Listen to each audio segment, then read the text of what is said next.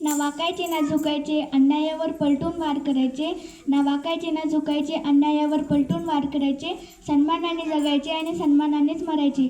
सन्मानाने जगायचे आणि सन्मानानेच मरायचे. अशी शिकवण देणाऱ्या राजमाता जिजाऊंची आज जयंती 12 जानेवारी 1598 रोजी बुलढाणा जिल्ह्यातील शिंदखेड राजा येथे झाला. जिजाऊंच्या वडिलांचे नाव लखुजीराव जाधव आणि आईंचे नाव म्हाळसाबाई असे होते.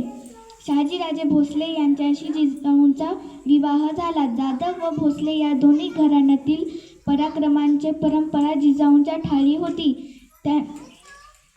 रयतेवर होणारा अन्याय आणि अत्याचार पाहून त्यांना सदैव वाटेल की आपले राज्य म्हणजे स्वराज्य असायला हवे.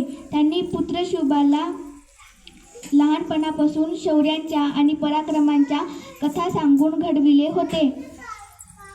जिजाऊंच्या प्रेरणेतून शिवबांनी अनेक लढाया जिंकल्या आणि महाराष्ट्राच्या मातीत स्वराज्याचा भगवी झेंडा निशानपणे उभारले. जिजाऊंनी दिलेल्या संस्कार आणि शिक्षणामुळे शिवबांनी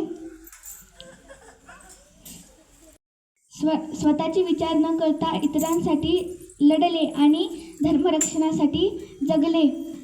अंगणातली तुळस गोठ्यातली गाय, अंगणातली तुळस गोठ्यातली गाय आणि घरातली माय यांच्यावर कोणी वाकडी नजर टाकली तर गय केली जाणार नाही, असे स्त्रियांवर अन्याय आणि अत्याचार करणाऱ्यांना ठणकावून सांगितले. एवढे बोलून मी माझे 2 शब्द संपवते.